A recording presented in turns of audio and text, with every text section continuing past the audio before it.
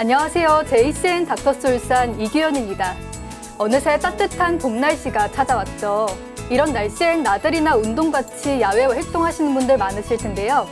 그런데 무리하게 야외 활동을 하게 되면 혈류의 양이 늘어나면서 다리에 있는 혈관이 울퉁불퉁하게 튀어나오는 하지정맥류 증상도 악화될 수 있다고 합니다.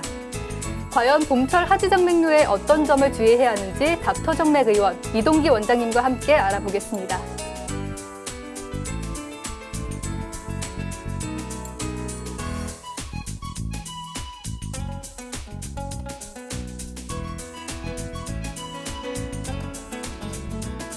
네, 원장님 안녕하세요. 네, 안녕하십니까. 네, 요즘 같은 봄날 많이 날씨도 따뜻해지고 하는데 어떻게 지내고 계신가요?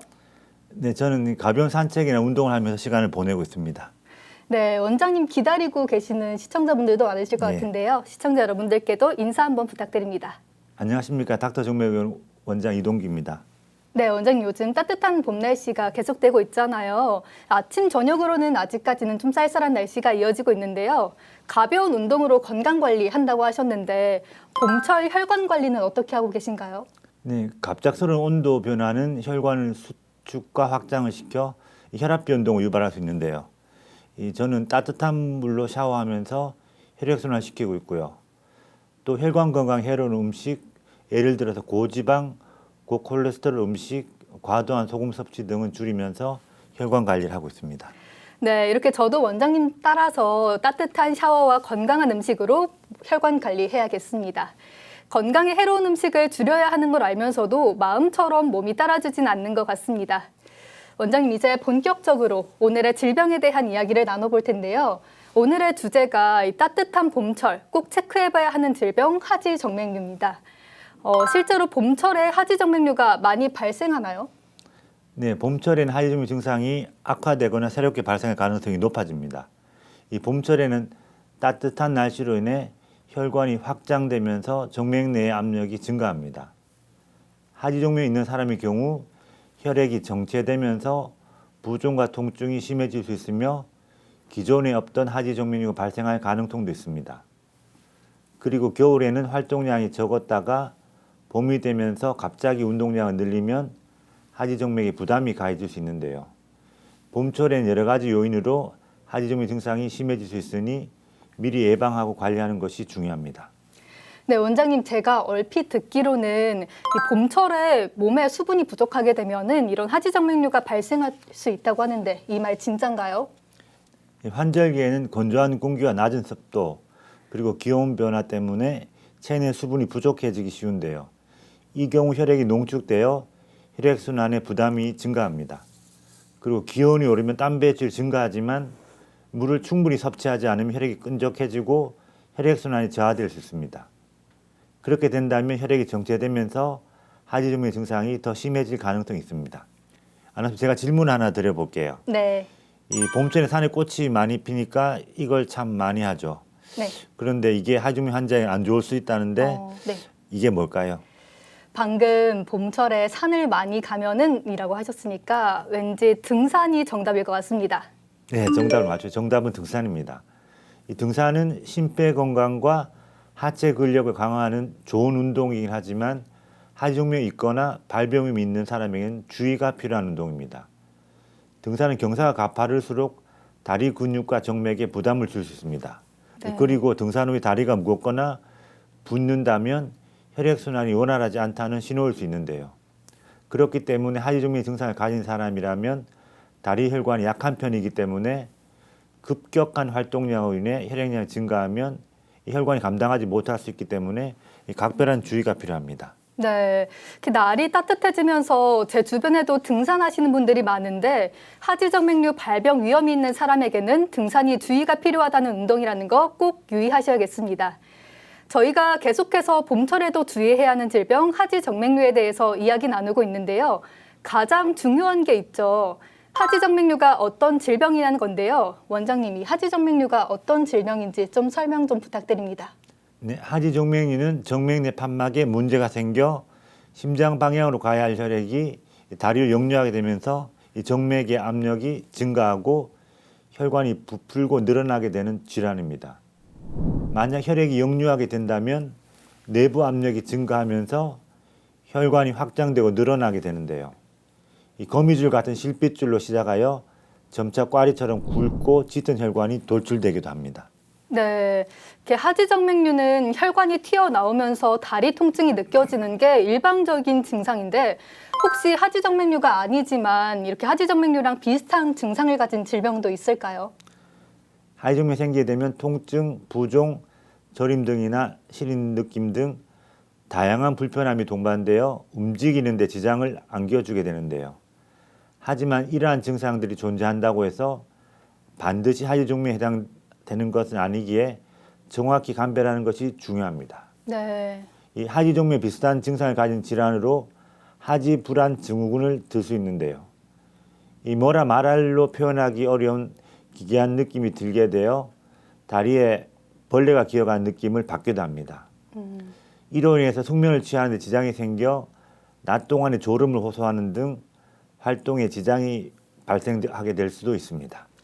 네, 이렇게 하지정맥류와 하지불안 증후군 비슷하지만 확연히 다른 질병 같은데요. 어떤 차이점이 또 있을까요? 네, 하지정맥류와 하지불안 증후군은 모두 다리에서 발생하는 질환으로 증상이 비슷하게 느껴질 수 있지만 원인과 치료 방법이 다릅니다. 이 하지정맥류는 정맥 내 판막 기능이 저하되어 혈액이 역류하면서 정맥이 늘어나고 구불구불해지는 질환을 말하며 주로 종아리나 허벅지에 푸른색 또는 보랏빛 혈관이 돌출됩니다. 주된 원인은 혈액순환 장애로 인해 정맥 내 혈압 상승, 잘못된 생활 습관, 유전적인 요인 등이 있는데요. 하지불안 증후군은 다리에 불쾌한 감각이 발생하면서 움직이고 싶은 충동을 유발하는 신경질환인데요. 특히 저녁이나 밤에 증상이 심해져 수면 장애를 유발하곤 합니다. 주된 원인으로는 도파민 신경 전달 이상, 철분의 부족, 신장 질환, 당뇨, 말초 신경병증 등과 관련이 있습니다. 결론적으로 다리에 보이는 혈관이 돌출이 있다면 하지정맥의 가능성이 높고요. 밤에 다리가 불편하고 움직일 때 증상이 나아진다면 하지불안 증후군 가능성이 높습니다. 네. 하지만 이 두 가지 질환이 동시에 존재할 수도 있으므로 정확한 진단을 위해 병원 검진이 꼭 필요합니다. 네, 알겠습니다. 이렇게 하지정맥류와 하지불안 증후군에 대해서 알아봤는데요. 방금 설명 들었듯이 이렇게 눈에 보이는 증상이 있으면 바로 질병을 치료할 수 있지만 또 증상이 눈에 보이지 않는다면 방치할 수도 있잖아요. 하지정맥류를 방치해도 큰 문제가 없을까요? 하지정맥을 방치하게 되면 증상이 점점 악화되고 심각한 합병증을 유발할 수 있습니다. 초기에는 단순한 다리 피로감이나 부종으로 시작되지만 치료를 하지 않으면 피부의 변색이나 궤양, 혈전, 혈관 막힘 등의 위험한 합병증이 생길 수 있습니다. 네. 심한 경우에는 피부 가까이 있는 하지정맥류 혈관이 작은 충격에도 쉽게 터질 수 있습니다. 초기에는 단순한 불편감으로 느껴질 수 있지만 시간이 지나면 치료가 더 어렵고 위험한 합병증이 발생할 수 있기 때문에 하지정맥 증상이 있다면 최대한 빨리 조기에 관리하는 것이 중요합니다. 네, 알겠습니다. 자칫 넘어갈 수 있는 작은 불편함이 합병증을 불러일으킬 수 있으니까요. 꼭 조기에 관리해야겠네요. 그렇습니다. 이렇게 하지정맥에 관한 이 기본적인 정보를 알려드렸는데 공부를 잘 하셨는지 네. 간단한 테스트를 한번 해봐도 될까요? 조금 긴장되네요. 네. 제가 OX 퀴즈를 하나 내보겠습니다. 네. 이 하지정맥 증상이 겉으로 드러나지 않는다면 하지정맥 검진을 따로 안 받아도 될까요? 아까 방치해 둔다고 하면 합병증이 발생할 수 있다 했잖아요. 그래서 정답은 X라고 하겠습니다. 네, 정답은 X입니다. 이번에도 정답을 맞추셨네요. 이 하지정맥류는 겉으로 보이는 정맥 돌출이 없어도 하지정맥 증상이 나타날 수 있는데요. 그것을 잠복성 하지정맥류라고 부릅니다. 네. 즉 혈관이 피부 위로 튀어나오지는 않았지만 다리의 피로감, 무거움, 부종, 통증 등 하지정맥 증상이 발생할 수 있습니다. 이 잠복성 하지정맥류는 겉으로 혈관이 튀어나오지 않더라도 정맥 내 압력이 높아져 증상이 발생할 수 있는데요. 눈에 보이는 혈관 돌출이 없더라도 하지정맥 초기 단계일 가능성이 높기 때문에 방치하면 증상이 더욱 악화될 수 있습니다. 네. 이 정확한 진단을 위해서는 미리 혈관 초음파 검사를 받고 생활습관 관리를 통해 하지정맥류 예방하는 것이 중요합니다. 네, 알겠습니다. 역시 어떤 질병이든 생활습관 관리를 통해서 미리 예방하는 것이 가장 중요할 것 같습니다. 특히 잠복성 하지정맥류는 겉으로 증상이 보이지 않기 때문에 진단이 느려져서 상황을 더욱 악화시킬 수 있는데요. 일상생활에까지 영향을 끼칠 수 있다고 하니 미리미리 나의 다리 건강을 챙겨보는 습관을 들이는 것이 중요할 것 같습니다. 원장님, 이 하지정맥류에 대해서 경각심이 제대로 든 것 같은데요. 이쯤에서 가장 궁금한 게 있는데 하지정맥류 원인이 궁금합니다. 어떤 질병인가요? 네, 모든 사람에게 정맥류가 발생하지 않듯이 이 정맥을 약하게 하는 다른 요인들이 복합적으로 작용합니다. 이 나이가 들면서 혈관이 탄력을 잃고 약해져 그로 인해 하지정맥류가 발생할 수 있습니다. 또한 임신과 폐경기 등 동안의 호르몬 변화로 인해 여성이 남성보다 하지정맥류 증상이 나타날 가능성이 높습니다. 네. 특히 하지정맥류 유전적인 영향을 많이 받기 때문에 만약 가족 구성원 중에 한 명이라도 하지정맥을 앓고 있는 사람이 있다면 발생 가능성이 높습니다. 또한 과도한 체중은 다리 압력을 가하고 문제를 일으킬 수 있습니다. 또한 장시간 앉아 있거나 서 있는 것은 다리에 피가 고이게 되므로 하지정맥류 원인일 수도 있습니다. 네, 이렇게 하지정맥류의 원인에 정말 다양한 점이 존재한다는 거 원장님 덕분에 알게 됐는데요. 하지정맥류 원인 얘기를 하다 보니까 궁금증이 생기는데요. 하지정맥류에 주의해야 하는 연령대나 직업군이 또 따로 있을까요? 네, 먼저 40, 50대는 하지정맥류가 가장 많이 발생하는 연령대입니다. 노화로 인해 혈관 탄력성이 떨어지고 정맥 판막 기능이 약해져 혈액이 역류하면서 정맥류가 많이 발생합니다. 그렇다고 젊다고 안심할 수는 없는데요. 요즘 20, 30대 젊은 연령대에서도 유전적인 요인이나 직업적인 특성 등으로 하지정맥류가 많이 발생하고 있습니다. 네. 주의해야 하는 직업으로는 장시간 서 있는 직업군, 예를 들어서 간호사, 요리사, 교사, 미용사 등이 있고요. 장시간 앉아 있는 직업인 사무직, 운전기사 등도 하지정맥류에 주의해야 합니다. 그리고 무거운 물건을 자주 들거나 반복적으로 무리한 동작을 하는 직업군, 건설 노동자라든지 배달기사, 물류 작업자 등도 주의를 해야 하는데요. 이런 직업군의 경우에는 복부의 압력이 증가하고 정맥에 과도한 압박이 가해져 혈액순환에 문제가 생길 수 있습니다. 네, 이렇게 다양한 연령대에서 여러 가지 원인으로 하지정맥류가 발생하는 것 같은데요. 증상이 심하지 않아서 방치하게 된다면 자연스럽게 좀 낫지 않을까요? 네, 하지정맥류 자연 치유가 될까라는 질문을 참 많이 받는데요. 네. 안타깝지만 어렵다는 답변을 드릴 수 있습니다. 네. 한번 손상된 정맥 판막은 자연적으로 회복되지 않기 때문에 저절로 낫지 않습니다. 오히려 시간이 지날수록 증상이 악화될 가능성이 높으며 방치하면 합병증으로 이어질 수 있습니다. 그리고 하지정맥류 증상이 더욱 진행될수록 비수술적인 치료로 조절하기 어려워지기 때문에 조금이라도 증상이 나타난다면 정밀 검사를 받아보는 것이 좋습니다. 네, 알겠습니다. 증상이 심하지 않더라도 방치하게 되면 다른 합병증으로까지 이어질 수가 있다는 점 알아두시면 좋을 것 같습니다. 원장님 말씀 들으니까 조금이라도 증상이 있다면 방치하지 말고 빨리 병원에 방문해서 정밀 검사를 받아보는 게 하지정맥류 예방과 치료의 핵심이라는 생각이 들었습니다. 안녕하세요. 하지정맥류에 대해서 조금씩 알아가는 것 같나요? 원장님 덕분에 이제 점점 전문가가 돼가는 것 같아요. 네, 그렇다면 제가 환자들이 많이 궁금해하는 질문 한 가지를 더 드려볼게요. 네, 좋습니다. 하지정맥류가 있다면 운동을 하면 안 되나요? 운동을 하면 안 되는지 적당한 운동은 괜찮지 않을까요? 적당한 운동 정도는 하는 게 도움이 된다고 생각합니다. 네, 이번에 정답 맞죠? 정답 X입니다. 오히려 적절한 운동은 하지정맥류에 도움이 됩니다. 하지정맥이 있어도 걷기, 자전거 타기, 수영과 같은 유산소 운동은 혈액순환을 도와 증상 완화에 좋은데요. 하지만 무거운 웨이트 운동이나 강한 복압이 필요한 운동은 피하는 게 좋습니다. 네, 알겠습니다.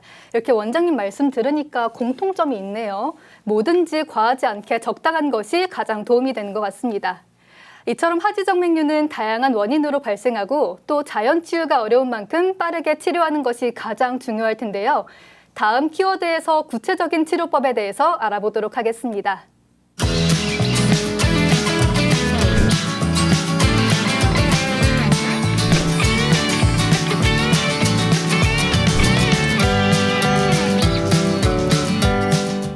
여러분은 지금 닥터스 울산과 함께하고 계십니다. 하지정맥류는 앞서 말씀해 주셨듯이 다양한 치료법이 있다고 하셨잖아요. 먼저 치료를 하기 전에 검사를 받아봐야 할 텐데 검사 어떻게 이루어지나요? 네, 병원에서는 도플러 초음파 검사를 가장 많이 시행하는데요. 이 도플러 초음파 검사는 하지정맥 진단에 가장 중요하고 기본이 되는 검사입니다. 네. 혈관 안의 피의 흐름을 알 수 있는 도플러와 초음파를 동시에 볼 수 있는 간단한 검사로서 검사 방법은 일반 초음파 검사와 동일합니다. 이 검사 중에 하지정맥 원인이 되는 판막 손상 부위에서 피의 흐름이 역류하는 것을 확인하고 역류되는 시간과 속도로 역류 정도를 파악할 수 있습니다. 네. 그렇다면 도플러 초음파 검사로 역류하는 혈관을 발견했어요. 그러면은 진단 기준이 또 따로 있을까요? 하지정맥을 진단하는 역류의 진단 기준이 혈관의 크기에 따라 다르긴 하지만 이 국제적인 기준을 봤을 때는 깊은 정맥, 즉 넓적다리 정맥이나 오금 정맥 등은 1초 이상의 역류가 있고 얕은 정맥은 0.5초 이상, 이 관통 정맥은 0.35초 이상의 역류가 있어야 하지정맥류로 진단하고 있습니다. 네. 원장님 설명 덕분인지 하지정맥류에 대해서 깊이 있게 알아가는 것 같은데요. 다른 병들도 병기마다 조금 다르잖아요, 증상이. 왠지 하지정맥류도 단계별로 증상이 다를 것 같아요. 병기가 어떻게 나눠지나요? 네, 만성 정맥 질환은 가장 널리 사용하는 CEP 분류법으로 1기에서 6기까지 총 6단계로 구분해 볼 수 있습니다. 네. 1기는 모세혈관 확장증 망상 정맥류로 지름이 1, 2mm 정도의 모세혈관이 보이거나 2, 3mm 정도의 망상 정맥류가 보이기 시작합니다. 2기는 지름 3mm 이상의 혈관이 보이거나 만져지는 상태 또는 복제 정맥에서 역류가 확인되는 경우입니다. 3기는 부종으로 누르면 함몰되는 특징이 있어 일반적으로 발목 부위에 나타나지만 하지나 발로 확대됩니다. 4기는 심해진 경우로 피부의 변화와 색소 침착, 습진, 피부 지방 경화증이 동반된 경우로 색소 침착, 정맥성 습진, 지방 피부 경화증, 백색 위축 등의 다양한 피부 변화를 나타납니다. 네. 5기는 피부 변화와 피부 궤양으로 피부 변화와 함께 지효성 피부 궤양이 나타납니다. 6기는 가장 심해진 형태로 진행성 피부 궤양으로 피부 변화와 함께 진행 피부 궤양이 심하게 나타납니다. 네, 6기까지 이렇게 나눠지는군요. 이렇게 단계별 증상과 또 종류까지 알아보니까 치료를 하루빨리 해야 될 것 같은데요. 하지정맥류 치료 방법에는 어떤 것들이 있는지도 좀 알려주시죠. 치료 방법에는 증상과 병기에 따라 보존적인 치료, 비수술적 치료, 수술적 치료 크게 세 가지로 나눌 수 있습니다. 네. 먼저 비교적 초기 단계에 시행하는 보존적 치료는 하지정 증상이 경미할 때 시행하는 방법으로 적당한 운동과 휴식, 정맥순환 개선제 약물요법, 발목의 압력을 강하게 하고 위로 올라갈수록 압력을 약하게 하는 의료용 압박 스타킹 등이 있습니다. 네. 이 보존적 치료는 하지정맥 진행을 더디게 하는 치료법인데요. 예방적 용도로 시행할 수도 있습니다. 네.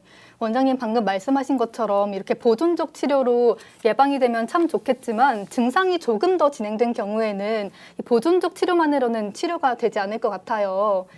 혹시 증상이 악화된 경우 어떤 치료 방법을 사용할 수 있는지도 알려주시죠. 예, 비술적 치료는 혈관 경화요법과 초음파 등을 이용해서 치료를 하게 됩니다. 네.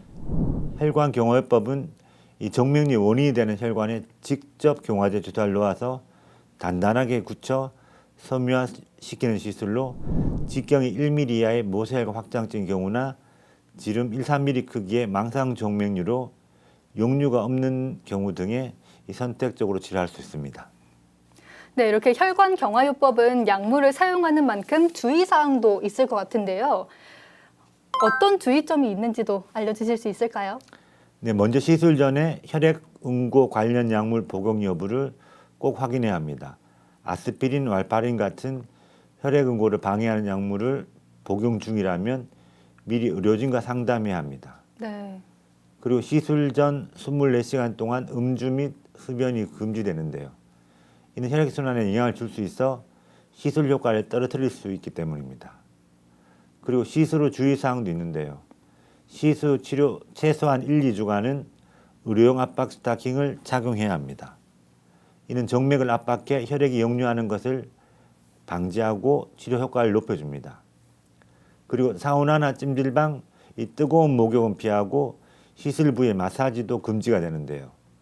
이 경미한 붓기나 멍, 통증 등은 보통 1, 2주 뒤에 사라지므로 큰 걱정을 하지 않으셔도 됩니다.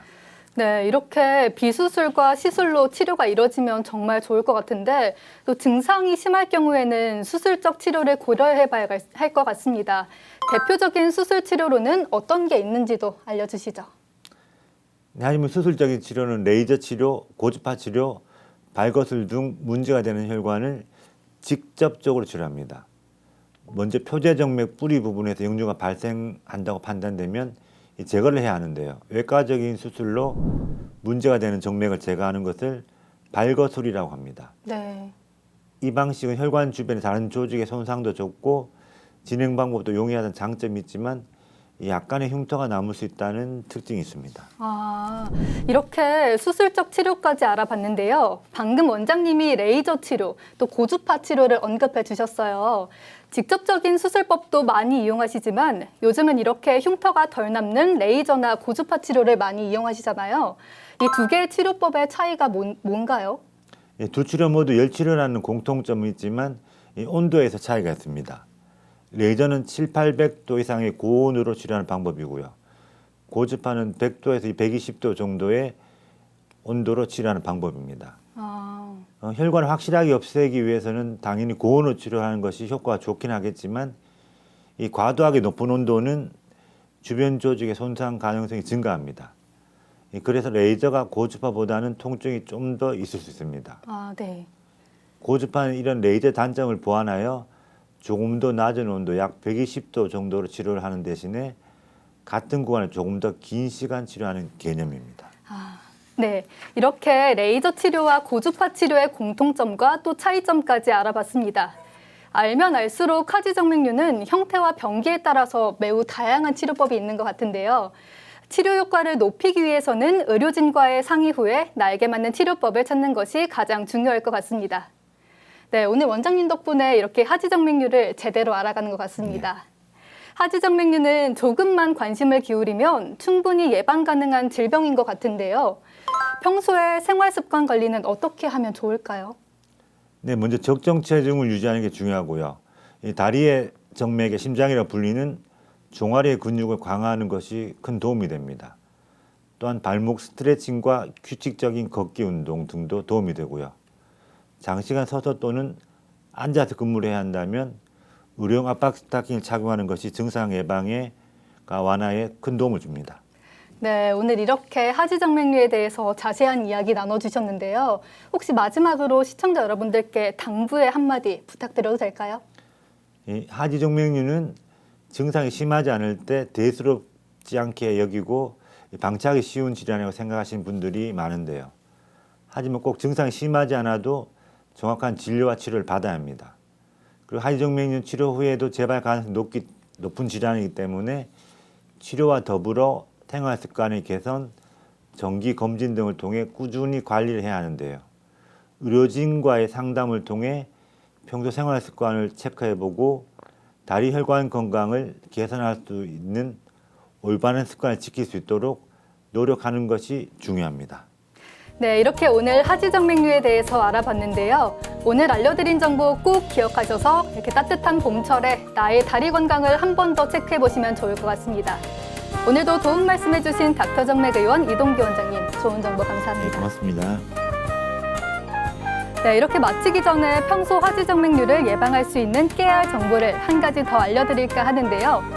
까치발을 들거나 다리를 구부렸다 펴는 스트레칭은 혈액순환을 도와 혈관 주변의 근육을 튼튼하게 만들어주고요.